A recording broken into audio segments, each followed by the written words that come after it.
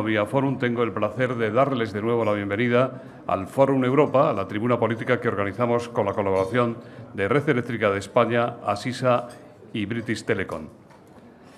Hoy tenemos la gran satisfacción de recibir de nuevo en esta tribuna a don Cayo Lara, coordinador general de Izquierda Unida y cabeza de lista por esta formación a las próximas elecciones en el Congreso de los Diputados del 20 de noviembre.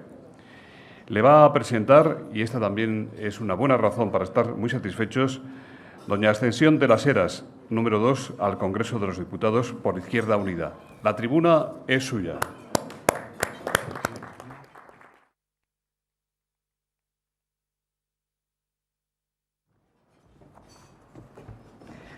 Buenos días.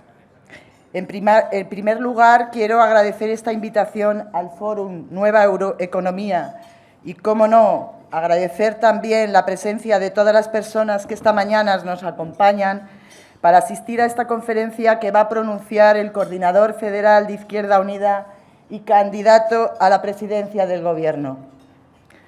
Hoy quiero presentar a Cayo Lara como un hombre que ha sabido recorrer un arduo y difícil camino hasta lograr un amplio consenso dentro de las complejidades y diversidades que atesora el espectro de la izquierda transformadora, federalista y verde de nuestro país, y que ha dado como resultado una coalición que representa de forma clara a la izquierda alternativa y rebelde, imprescindible en estos momentos de crisis, donde las políticas al servicio del capitalismo más salvaje y puro se han instalado definitivamente en todo el mundo y laten con fuerza en el corazón de Europa.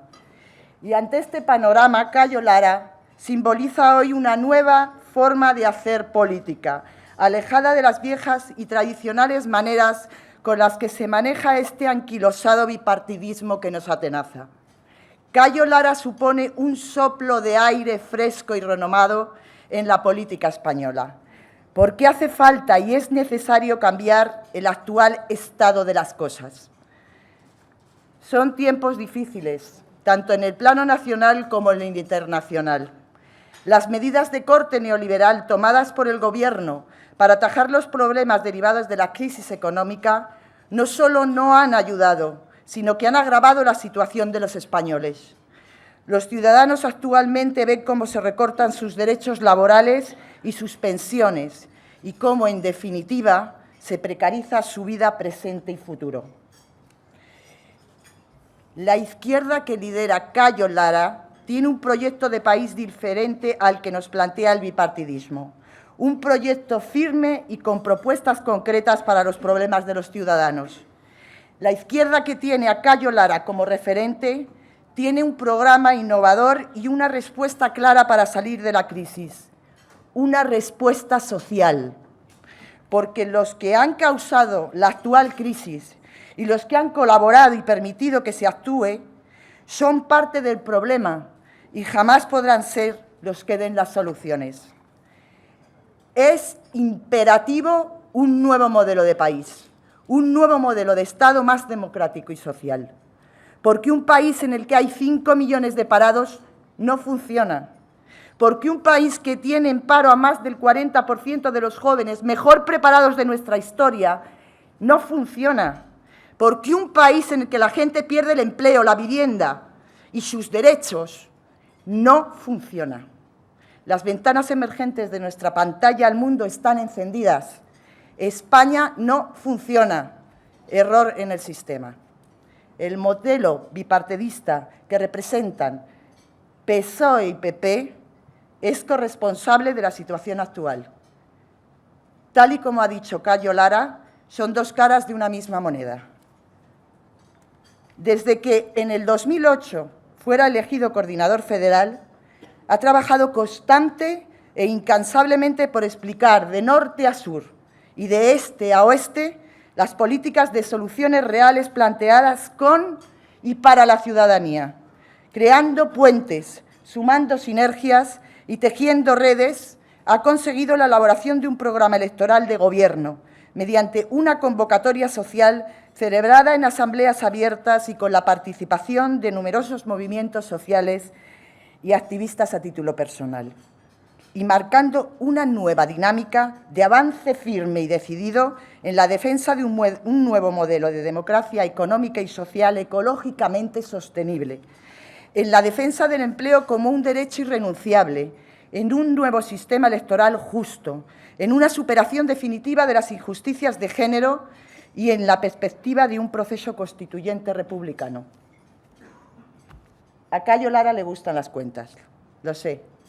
Él mismo confiesa que le hubiera gustado ser economista.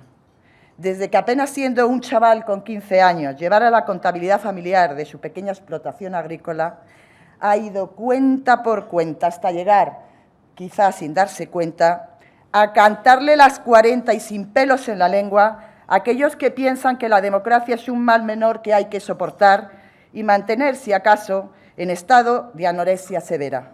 Aquellos que dicen que no les importa quién gobierne, eso sí, con una ley electoral que permita elegir lo justo, solo entre los dos grandes partidos, PP y PSOE, dispuestos a defender y asumir que los que gobiernan en definitiva son ellos, los dueños con nombres y apellidos de los bancos y las finanzas, los culpables de una crisis que ha dejado a millones de españoles en el paro, sin vivienda, quitándonos impunemente nuestros derechos a un empleo digno, a una salud y educación públicas y de calidad, y la posibilidad de futuro para nuestros jóvenes. Luchar por ellos y por los que vengan es lo que hace y está dispuesto a hacer Cayo Lara. Y como decía, esos partidos como el PP y el PSOE, que defienden y asumen las políticas neoliberales en una alternancia de poder que creen infinita, son puestos en la picota de la opinión ciudadana cada día con más fuerzas en las calles y las ciudades, no solo de nuestro país, sino también en todo el mundo, tal y como pudimos vivir el pasado sábado 15 de octubre, de manera clara y contundente, con un clamor extendido por los 5 continentes, exigiendo un cambio real, definitivamente democrático y social. Toda la indignación, la rebeldía y la fuerza de la ciudadanía en la calle tendrá que hacerlo, sus frutos en las urnas el próximo 20 de noviembre. Para entonces, Izquierda Unida ya ha hecho y sigue haciendo sus deberes y está lista para cambiar esta dinámica desde las instituciones y también en la calle, porque somos parados y paradas, pensionistas, mujeres y jóvenes en precario, desahuciados, activistas y rebeldes, sobre todo rebeldes. Es el momento de pensar también a largo plazo. No podemos quedarnos en la mera batalla electoral como hacen PP y PSOE. Esta crisis puede ser un lastre insalvable para una de las mejores generaciones de jóvenes que ha tenido nuestro país. Estamos obligados y tenemos hoy quien lo lidera, Cayo Lara. Él es nuestra imagen, nuestra punta de lanza, nuestros brazos y nuestras piernas, nuestro altavoz en un desierto tantas veces repetido de los medios de comunicación que nos invisibilizan. El candidato más claro en nuestro país para conseguir el objetivo primero, la humanización de la política. Lo demás vendrá dado por añadidura, no sin un esfuerzo titánico que entre todas y todos estamos dispuestos a asumir. Muchas gracias.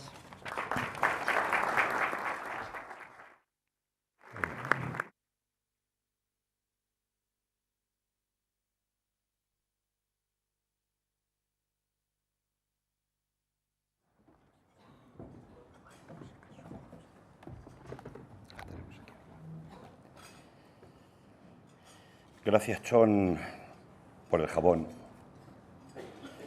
Pero lo que sin duda yo creo que queda en el ambiente es que tendremos una extraordinaria parlamentaria en el Parlamento de España en las siguientes elecciones.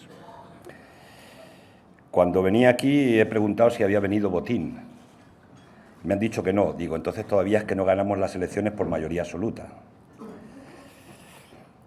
Agradezco a Fórum Nueva Economía la invitación que nos hacéis por tercera vez, creo que consecutiva, para explicar las propuestas de nuestro programa electoral y que nos permiten, de alguna manera, que traslademos nuestro mensaje a una organización política que tenemos probablemente más discurso que visibilidad para el conjunto de los ciudadanos y las ciudadanas.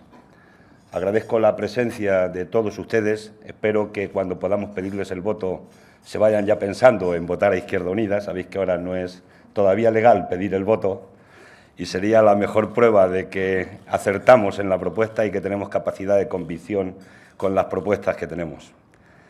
Esperemos también que la causa palestina algún día tenga su Estado, como venimos defendiendo desde hace tantísimo tiempo. Estuve en este fórum hace apenas 6 meses y, sin embargo, parece haber pasado mucho más tiempo. Muchas cosas serias y de gran trascendencia han ocurrido desde entonces. El 15M, las elecciones autonómicas y municipales, el abandono de Zapatero, la designación de Rubalcaba y el agravamiento de la crisis económica.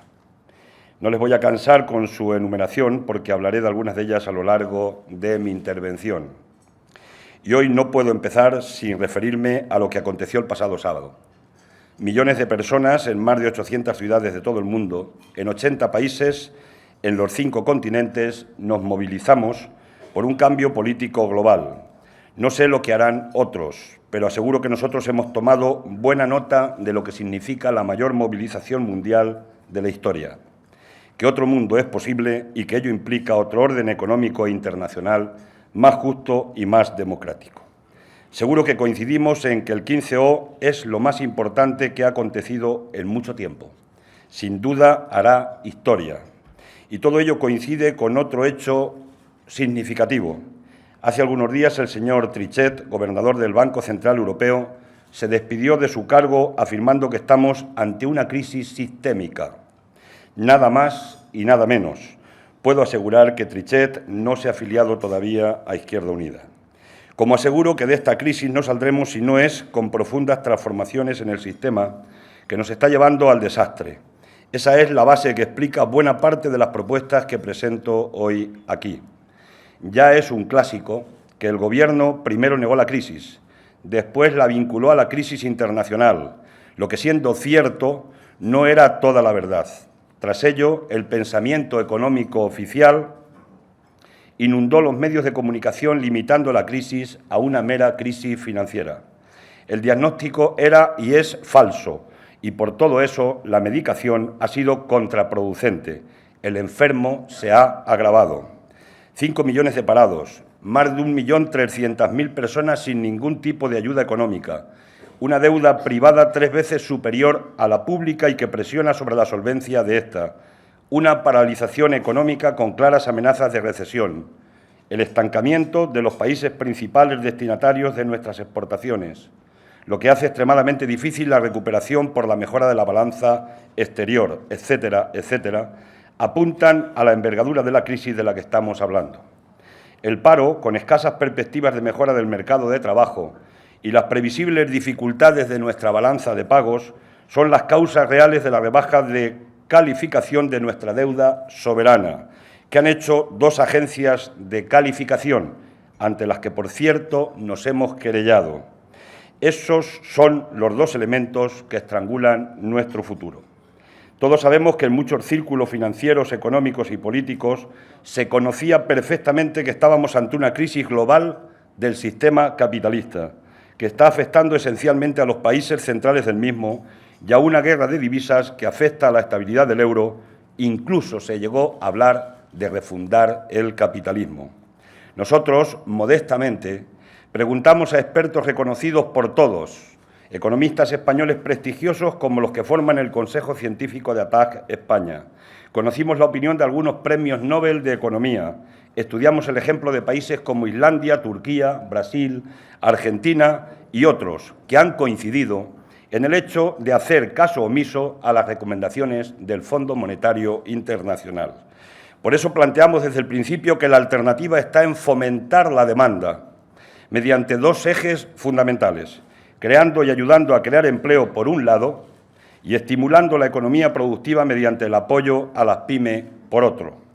La creación de empleo que debe iniciarse inmediatamente desde lo público, el sector privado tiene pocas capacidades para tirar hoy de la economía y que se puede concretar en la creación de empleos verdes, en el fortalecimiento de los servicios sociales, educación, salud, ley de dependencia, fortalecimiento de las administraciones públicas, justicia, agencia tributaria, inspección de trabajo, servicios de empleo, rehabilitación de viviendas habituales para lograr una edificación sostenible medioambientalmente, inversión pública en infraestructuras y dotaciones sociales de proximidad, entre otros, programas para la contratación de jóvenes y mujeres y un plan de empleo y formación que permitiría reorientar a centenares de miles de trabajadores hacia las necesidades planteadas por un nuevo modelo productivo. Defendemos también el reparto del trabajo existente mediante la jornada de 35 horas. Por otro lado, el apoyo a las pymes, crucial para el empleo, debe venir por asegurar su viabilidad mediante 3 medidas esenciales: el pago de las deudas de las administraciones públicas en 30 días, tal como dice la Directiva Europea aprobada en julio pasado, medidas serias para habilitar el crédito que se necesita y la creación de un polo de banca pública que debe constituirse mediante la nacionalización de las cajas de ahorro. Proponemos además un plan de apoyo para la contratación del primer trabajador y la ayuda a las pymes y autónomos para la contratación de nuevos trabajadores que sean necesarios para la aplicación de la jornada de 35 horas. Nosotros hemos estimado la inversión en 40.000 millones de euros durante los 3 primeros años de legislatura. Puede parecer mucho dinero, pero no tanto si lo comparamos con las ayudas a la banca o con el fraude, que según los técnicos de Hacienda originan el 3% de las mayores empresas y fortunas y que es del orden de 42.000 millones de euros cada año. Y parece razonable reclamar que también los ricos cumplan la ley. Pero, por otra parte, por cada 1.000 euros que se invierten en contratación laboral, el Estado y la Seguridad Social recuperan de forma directa unos 580 euros, es decir, algo más de la mitad. Y además se genera riqueza, consumo, comercio, y además se ahorran prestaciones de desempleo, desgarros y conflictos sociales. El trabajo humano es el único que crea riqueza. Los objetivos de Izquierda Unida para el próximo periodo son razonables.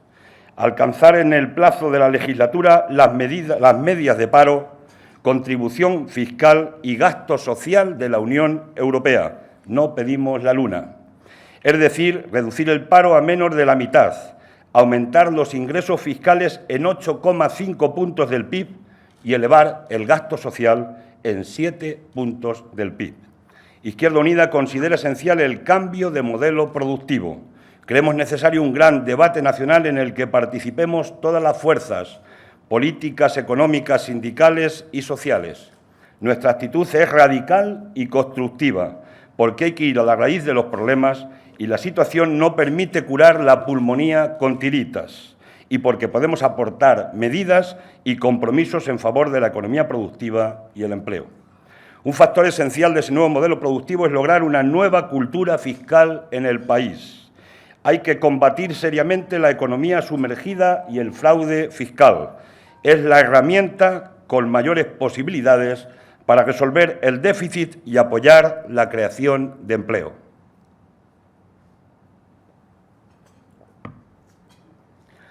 Hay que legislar sobre un nuevo sistema de contribución fiscal de los ciudadanos sobre 2 bases esenciales: la progresividad real establecida en la propia Constitución española, que hoy no se da porque en nuestro país paga proporcionalmente menos impuestos un directivo de la banca que su secretaria y una gran empresa pequeña que una mayor. Y 2, la tributación igual de las rentas del trabajo y los beneficios del capital. Uno de los factores de agravamiento de la situación actual ha sido el descenso de recaudación debido al estancamiento económico, pero sobre todo por las rebajas fiscales que los gobiernos del PP y del PSOE hicieron. El Fondo Monetario Internacional ha publicado que el 40% de nuestro déficit público se debe a ello. Rubalcaba ha reconocido al país que desde el año 2000 se dejan de ingresar cada año casi 3 puntos del PIB en las arcas de la hacienda pública por las rebajas fiscales. Esas rebajas han traído estos recortes, que están dañando gravemente los servicios sociales y el estado de bienestar que se desangra cada día. Es curioso ver cómo el bipartidismo competía antes de la crisis por quién rebajaba más los impuestos, hasta aquella frase famosa de que bajar los impuestos era de izquierdas. Y hoy se acusan de recortadores. Hay que ser serios en las medidas de austeridad, recortes y congelaciones. Quiero subrayar que ninguna de esas medidas ayudará a salir de la crisis. Son medidas para acabar con los derechos de los trabajadores, transformar en mercancías importantes sectores públicos y garantizar los intereses del capital financiero. Por ahí no hay salida social de la crisis, sino más beneficios del capital financiero y con ellos más control económico, político e ideológico de la sociedad. No solamente son los trabajadores los perjudicados, también los empresarios que están en la economía productiva y no son empresas de la banca, es decir, la inmensa mayoría de la población. Quiero que quede claro, nosotros estamos con los de abajo, que son los que viven de su trabajo o actividad, frente a los de arriba, que son quienes viven del trabajo y de la actividad de los demás. Les decía anteriormente que la irrupción y el desarrollo del movimiento 15M en los últimos meses ha representado la mayor sacudida eléctrica que ha vivido la política española en los últimos años. Una nueva generación de jóvenes indignados se ha incorporado a la política denunciando la corrupción, los recortes sociales e impugnando un sistema económico y político incapaz de dar respuesta a sus demandas, incapaz de ofrecerles un futuro. Aquellos jóvenes, en una explosión democrática sin precedentes, dijeron no nos representan. Dijeron lo llaman democracia y no lo es. Cuestionaron el sistema de partidos y el bipartidismo asfixiante e hicieron una crítica general a la actual política de la que nosotros hemos tomado también buena nota. Nosotros no pretendemos representar a ese movimiento plural, del que además nuestra gente también forma parte. Nadie puede hacerlo y reconocemos que nos han enseñado muchas cosas y que coincidimos en muchas propuestas, en la reivindicación de una democracia plena y real que opere en el terreno de la economía y que, como su propio nombre indica, extienda los derechos y el poder a los de abajo. Ese movimiento que ya es histórico ha abierto también el debate para un cambio profundo constitucional. Sin embargo, el único cambio que ejecutan el PP y el PSOE es la reforma exigida por Merkel y Sarkozy, vendiendo nuestra soberanía. Una reforma, y lo digo con toda solemnidad, que es un golpe de Estado de los poderosos contra la mayoría ciudadana. Y este país no puede ser de quienes lo entregan a los especuladores financieros, protegidos por las agencias evaluadoras, ni de los que tienen cuentas en Suiza, sino el país de los ciudadanos y ciudadanas corrientes. Ciudadanos corrientes a quienes nos produce indignación que algunos pretendan criminalizar a los parados desde la Secretaría General del Partido Popular, la Presidencia del Congreso de Diputados o desde el nacionalismo del rostro más egoísta como el del señor Durán, cuando afirmaba que muchos que cobran el PER se lo pasan en el bar. Para los que sabemos lo que es el trabajo en el campo, escuchamos con rabia estas afirmaciones de quien se permite pagar por una noche en una suite las ayudas que reciben 2 jornaleros andaluces para sacar a sus familias adelante durante todo un mes. Esa clase de políticos, esa política es la que los jóvenes y no tan jóvenes están censurando en la calle. Y censuran y censuramos el giro radical de Zapatero que sacó las tropas de Irak, pero que con apoyo de los patriotas del PP las ha mantenido en Afganistán. Nos ha metido en la guerra de Libia y además vende nuestra soberanía militar a los Estados Unidos con el escudo antimisiles y la carrera de armamento, que de poco sirven a los parados en este país. Zapatero se ha convertido en un comercial de los mercados y los banqueros. Nunca, en tan poco tiempo, se ha demostrado un trasvase más escandaloso del poder hacia los que no han elegido nadie. Zapatero, Rubalcaba y Rajoy han convertido la Constitución española en papel mojado. Venimos diciendo desde hace tiempo que el PSOE y el PP se han convertido en un bipartito. Sabemos que no son lo mismo, pero el Partido Socialista lleva demasiados meses queriéndose parecer al Partido Popular. Valga como anécdota conocer que hasta ha cambiado el decorado del fondo de escenarios en la presentación del candidato por el color azul. El PSOE ha renunciado a las políticas mínimamente socialdemócratas, decepcionando a sus votantes y poniendo la democracia de rodillas ante los poderes financieros. Es obvio que comparte con el PP las políticas neoliberales que emanan de la llamada nueva gobernanza económica en la Unión Europea, del Pacto de Estabilidad y Crecimiento, de la reforma estructural y del Pacto del Euro, que solo pretenden garantizar la acumulación del capital y desmantelar el modelo social europeo. Quiero insistir en que es un escándalo que en la reforma de la Constitución se priorice el pago de la deuda antes que la salud o la educación. Se han cargado el pacto constitucional. Recuerdo que mientras el PP y PSOE imponían con sus votos la reforma de la Constitución, muchos jóvenes en la puerta del Congreso estaban protestando. Habían pasado la noche frente al Congreso y gritaban: ahora no es Tejero, son Rajoy y Zapatero. Es curioso que los que deberían defender la Constitución en el Congreso la estuvieran malvendiendo, y a quienes en la calle la defendían y defendían un referéndum, les enviaran a la policía, como hicieron también en Cataluña con los jóvenes, que aunque no compartamos puntualmente algunas formas, no es para que acaben en la Audiencia Nacional. Así no. En realidad, lo que aquellos jóvenes dijeron y dicen es: escuchadnos. Y la respuesta ni debió ser ni debe ser policial. Plantear las protestas en la calle como un problema de orden público es solo una cortina de humo para ocultar la ofensiva contra los servicios públicos que el bipartito y CiU llevan a cabo en el país y en las comunidades autónomas y que se encuentran cada vez con mayor rechazo de la ciudadanía. Los delincuentes de cuello blanco y quienes les amparan, quienes se llenan los bolsillos con sueldos y rentas escandalosas, los responsables del incendio, los que consiguen que el Estado les salve los agujeros de su festín y los que obviaron sus responsabilidades de vigilar los desmanes, no están en ningún banquillo, mientras se destruye la sanidad pública catalana o la educación pública en Madrid. No es de extrañar que aquellos jóvenes, esos que no se van a jubilar en la vida, gracias al PSOE y al PP, gritaran: no nos representan. Y mientras tanto, ¿qué hacen el PSOE y el PP? No hace mucho competían en quién rebajaba más los impuestos. Hoy se acusan de recortadores mutuos con el y tú más. Me imagino que será el circo que veremos en el debate del día 7 de noviembre, que de nuevo va a volver a ser un debate bipartidista. ¿Qué se van a decir los unos a los otros si son responsables solidarios del incendio y de la crisis que han creado en nuestro país? También, como saben, en las calles se pide una reforma del sistema electoral que implique un reparto más justo de escaños, que haga que toda la soberanía popular esté representada en el Parlamento justamente. ¿Alguien les escucha? Un candidato se atrevió a usar las palabras escuchar, hacer, explicar como su lema, pero le duró solo un día. La gente pedía referéndum y nadie escuchó, ni hizo ni explicó nada.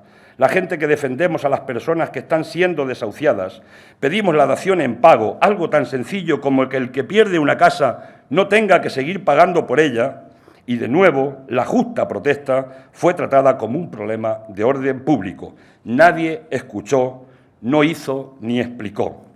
Nos duele tener que decirlo, pero el PSOE cada vez se parece más al Partido Popular.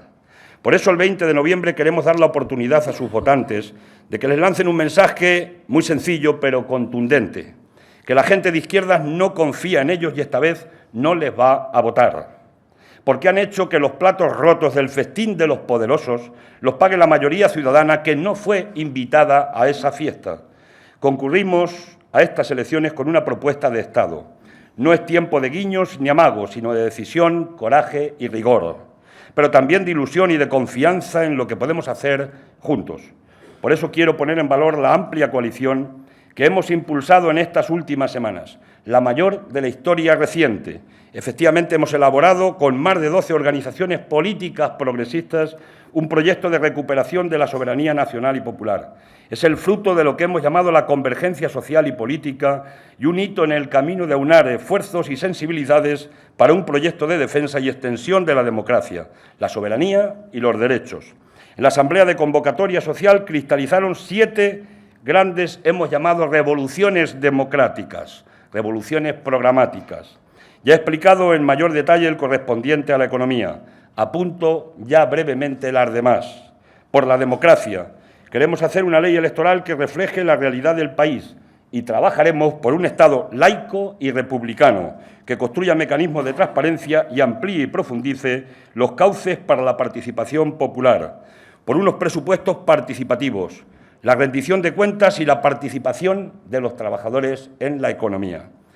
Por la ecología proponemos un pacto intergeneracional con los que están por llegar y van a heredar este planeta. Y vamos a hacerlo con un nuevo plan energético acorde a las limitaciones de nuestro planeta y que apueste por las energías renovables. Para ello apostamos de forma decidida por la gestión pública de los recursos naturales para librarlos de la depredación. La preservación del medio natural y la agricultura sostenible son otros de los conceptos. Por una sociedad de iguales y diferentes. No hay democracia sin el derecho a ser iguales en derechos y diferentes en identidades. No hay democracia si no es paritaria, si no garantizamos los derechos sexuales y reproductivos de todos y de todas. No hay democracia sin derechos para los migrantes, que son y deben ser ciudadanos y no brazos de alquiler. Por la cultura, que es un derecho universal, se defiende compartiendo. Por eso apostamos por una ley de medios que garantice el derecho de acceso ciudadano a los mismos y su regulación por un Consejo Estatal de Medios Audiovisuales que lo asegure. Por eso estamos por el fomento público de la cultura y las artes con estímulos, pero con autonomía. Por la paz. Cuando la humanidad, nuestros pueblos reclaman solucionar la crisis social y ecológica, se acelera la absurda carrera de gastos militares y la guerra, que siempre sufren los más pobres. Para nosotros, en cambio, son los objetivos del milenio, la solidaridad y el internacionalismo nuestras brújulas para una política exterior al servicio de los pueblos. Por la reconquista de lo público.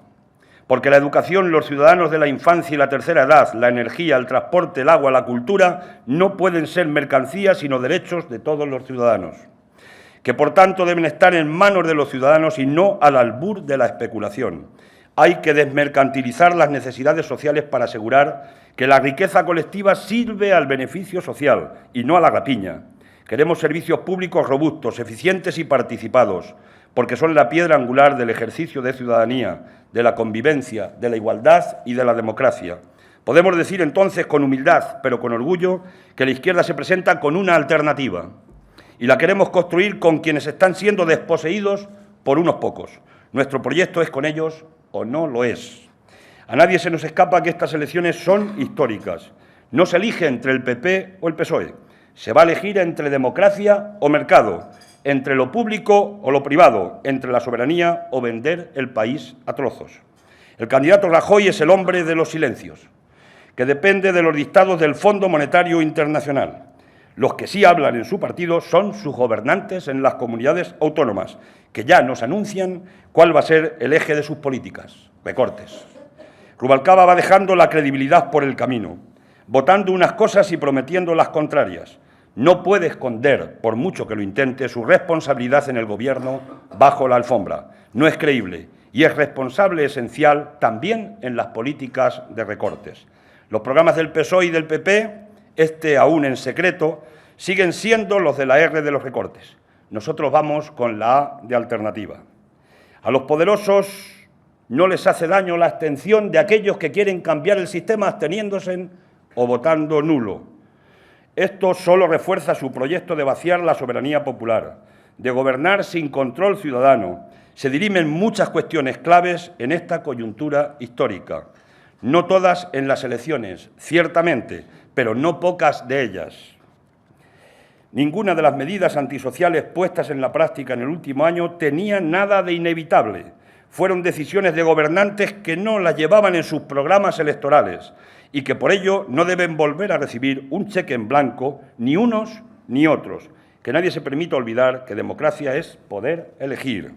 Hay algunos que quisieran cerrar ya las urnas a golpe de encuestas, pero la voz la tiene el pueblo y las urnas están vacías. Muchas gracias.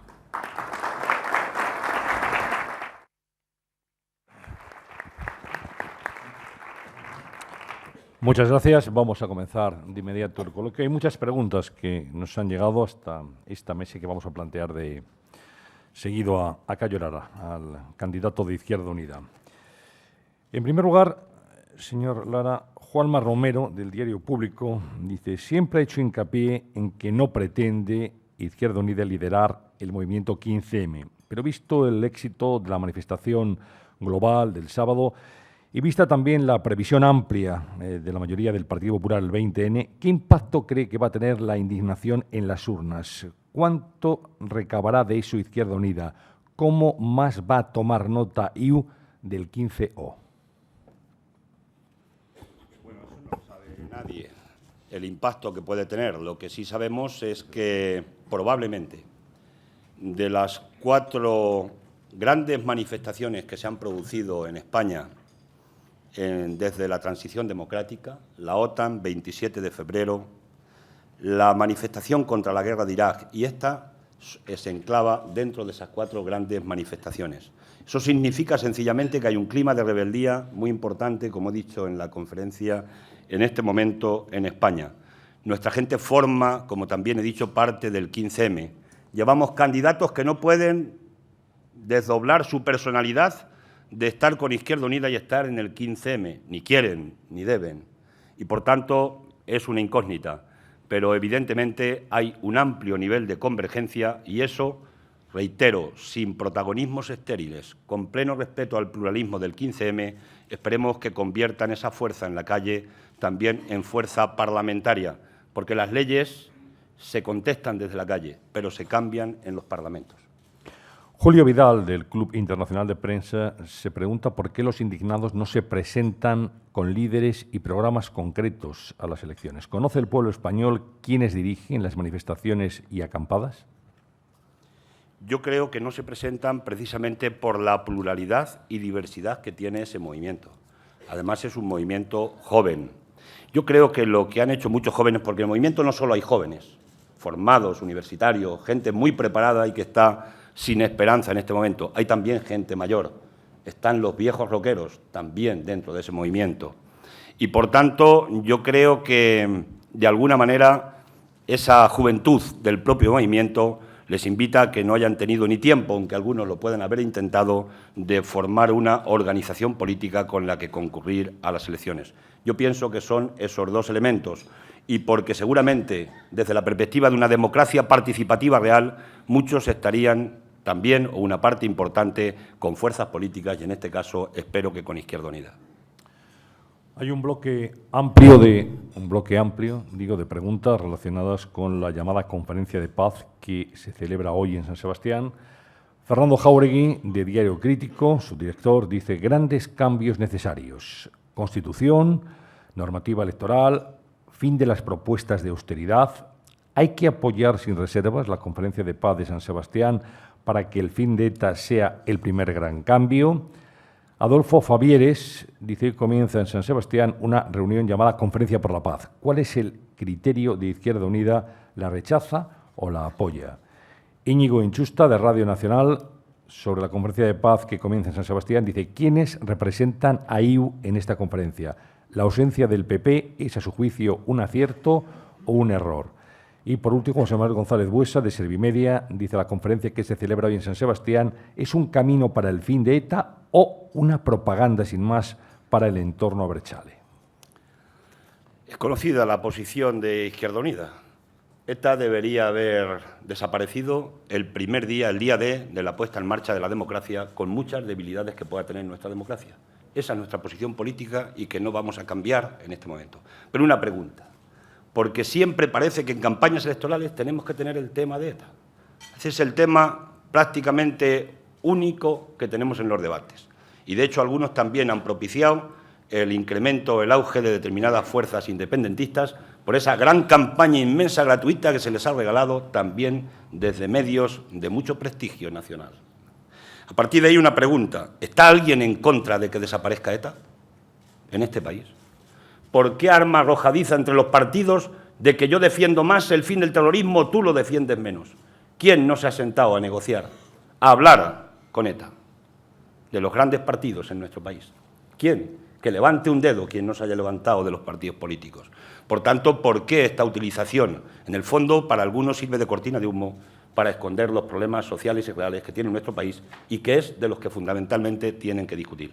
Si la conferencia ayuda a que ETA desaparezca definitivamente y el terrorismo en España pase a formar parte de una página negra de nuestra historia, bienvenida sea. Y todos los esfuerzos, desde todas las instancias, medios de comunicación, agentes que tienen opinión y que marcan opinión, deberían estar caminando en esa misma dirección. Yo soy de los que piensan que hay una parte muy importante, mayoritaria, la inmensa mayoría del pueblo vasco hoy está por el fin definitivo de ETA. ¿Tiene Izquierda Unida algún tipo de representación, señor Lara, en esta conferencia? ¿Algún tipo? De representación.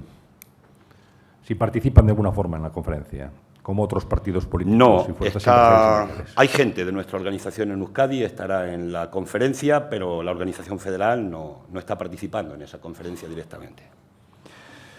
Luis Pretejo le pregunta, si el PP no consigue la mayoría absoluta y la suma de escaños de PSOE e Izquierda Unida es mayor que las del PP, ¿Ivo apoyaría a Rubalcaba para su posible presidencia?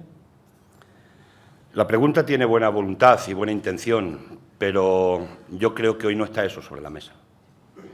Porque además el Partido Socialista ha renunciado, no modificando la ley electoral, a la oportunidad de que todos los votos de izquierdas en este país se conviertan en parlamentarios en el Parlamento.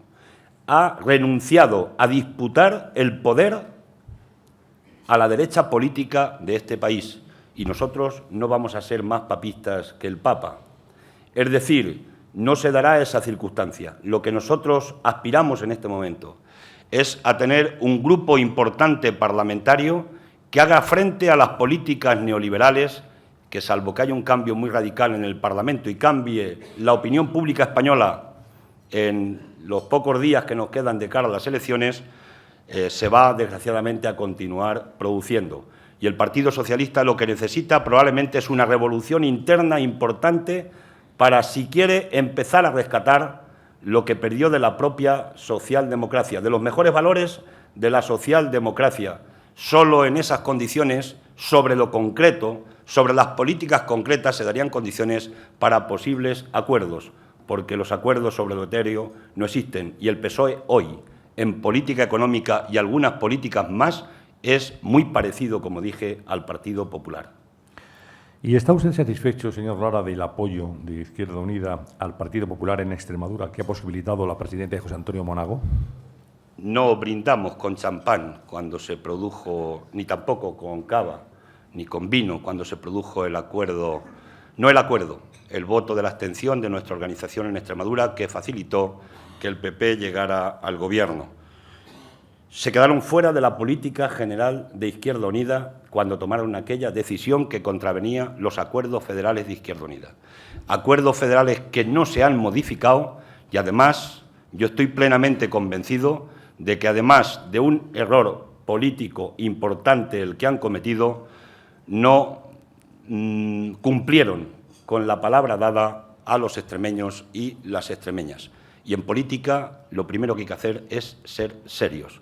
Y lo que se dice se tiene que hacer para que ganemos credibilidad.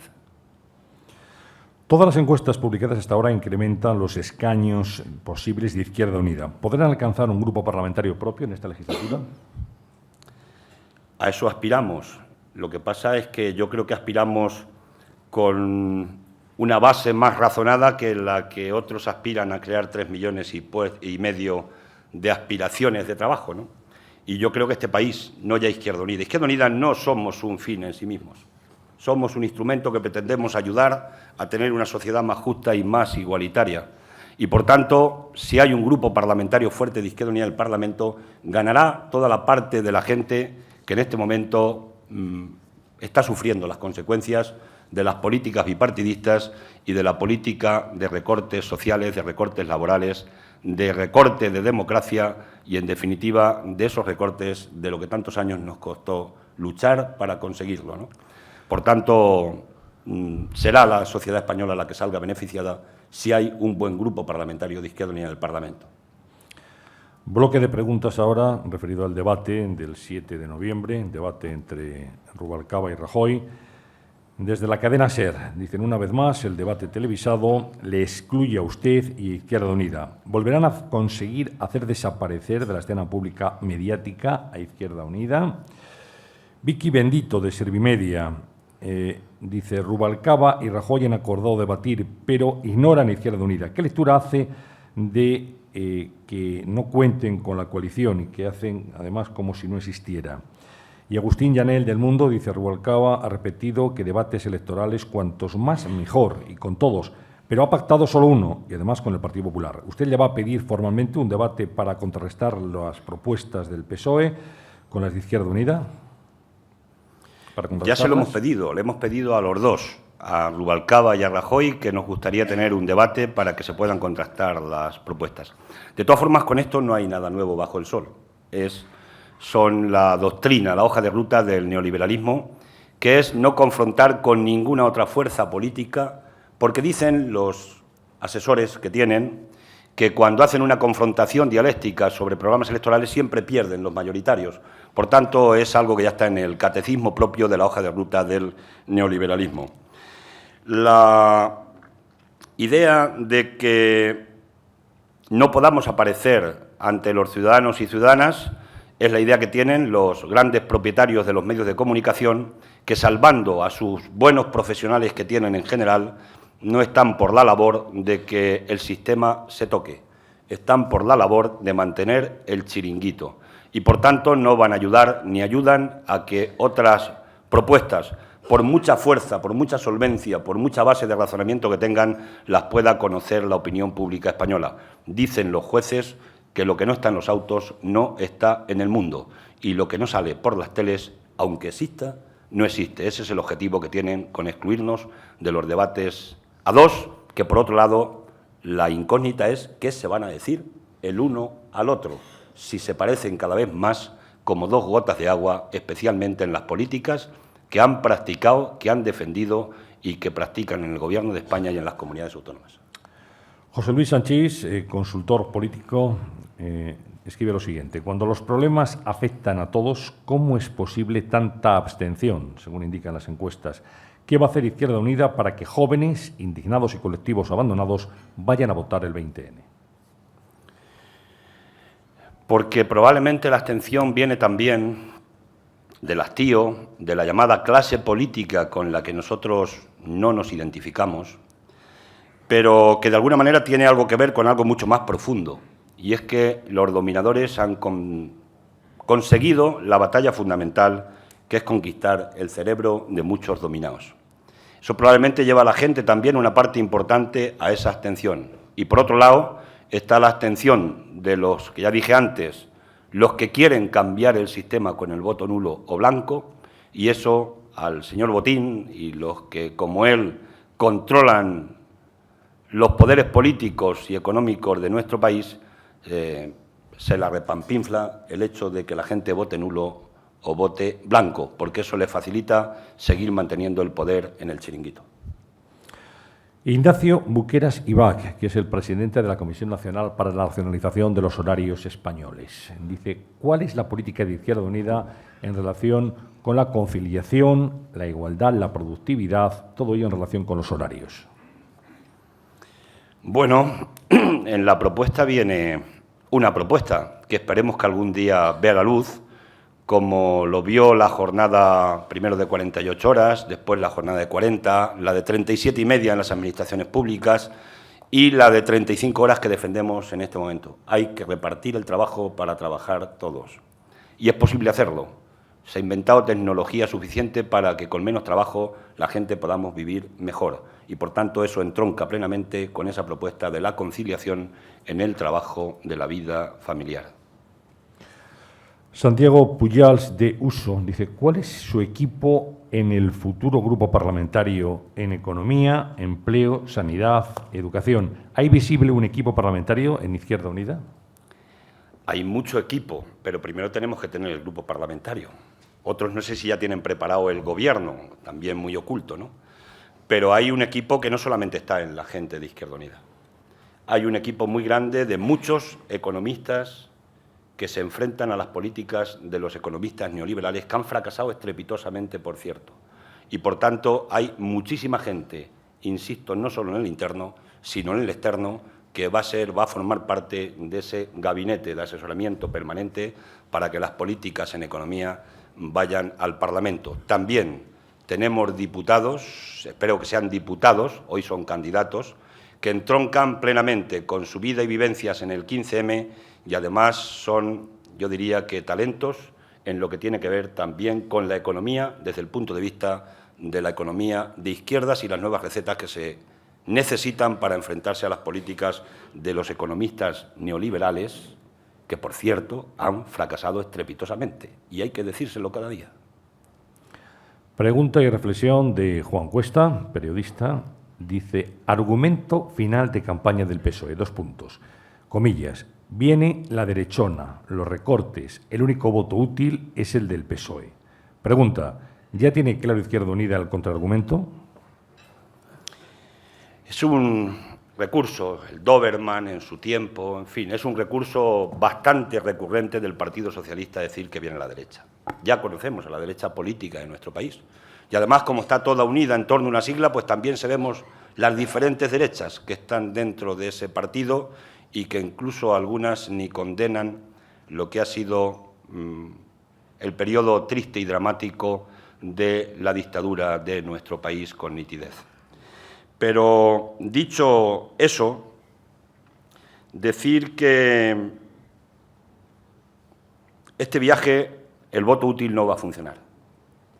Y no va a funcionar porque ese no es el debate que tenemos en este momento en España. El debate es si plantamos cara a esas políticas neoliberales. Y aunque lancen el alegato final de que viene la derecha, las propias políticas de derechas que han aplicado y que aplican en este tiempo desautorizan completamente ese alegato que le puedan hacer a la opinión pública. Creo que en esta ocasión, y espero, no va a funcionar porque además se han merecido que tengan, yo diría que una vuelta de espalda de los ciudadanos, porque ellos se la han vuelto a los ciudadanos que ayer le dieron la confianza. Antonio Lucena, de Gesta, técnicos de Hacienda, dice, según los datos tanto de Funcas como de Eurostat y técnicos de Hacienda, etcétera, la economía sumergida en España ronda entre un 20% a un 25% del PIB. ¿Cómo articularía la lucha contra esta lacra social? Si no fuera por la economía sumergida, probablemente este país había estallado ya.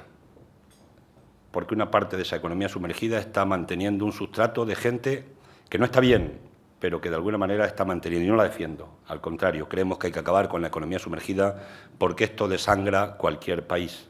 Pero hay medidas concretas para abordarla.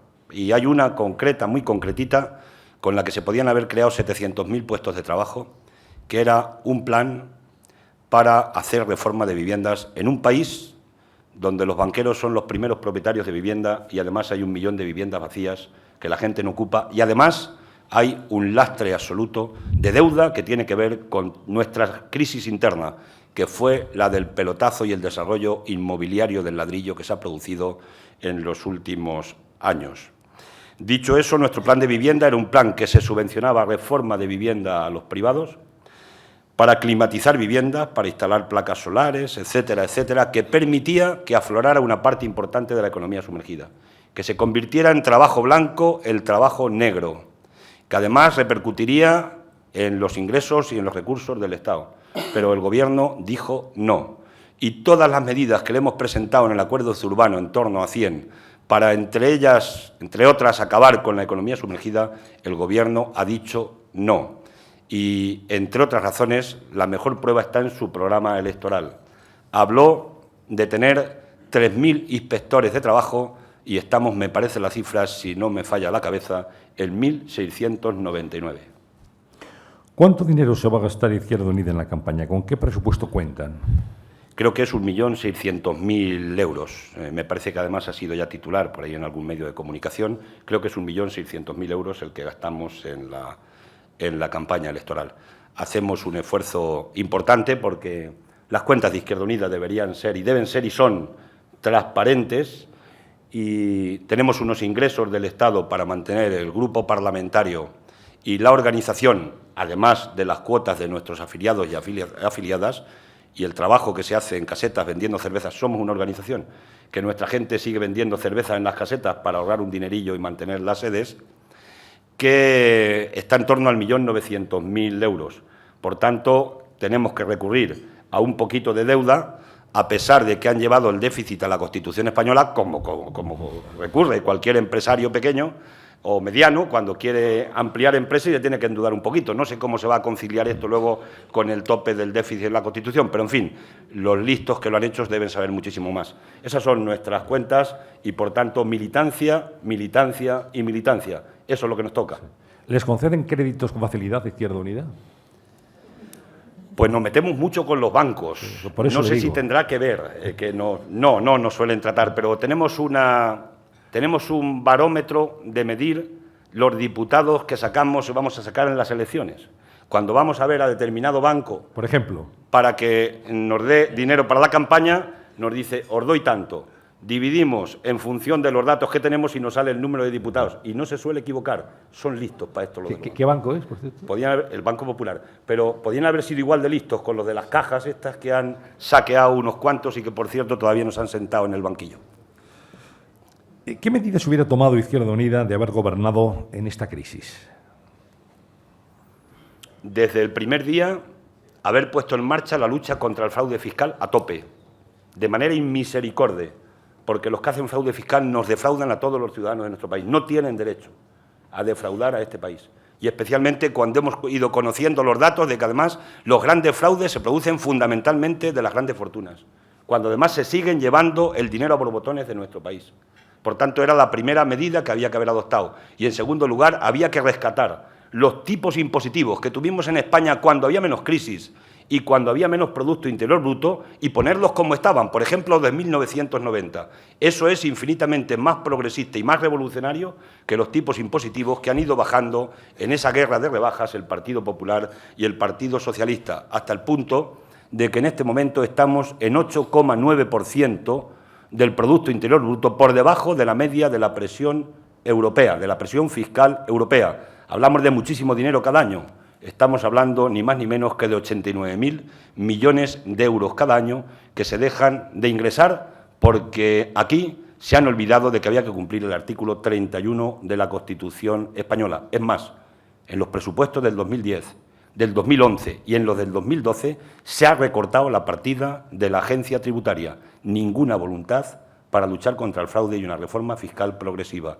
Eso es la primera medida que nos hubiera permitido inmediatamente acometer un plan de empleo para empezar a acabar con lo más grave, que es la gente que está sufriendo y que no tiene ayuda, que está en la desintegración social y que están yendo a comedores públicos gente que jamás puso los pies en un comedor público, y eso no hace falta que expliquemos lo que significa si a cualquiera de nosotros o nosotras, de los que estamos aquí, lo tuviéramos que hacer cuando nos levantamos una mañana.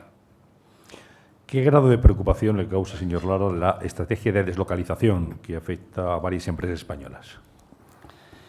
Bueno, yo creo que había cosas que deberían estar tipificadas como delito.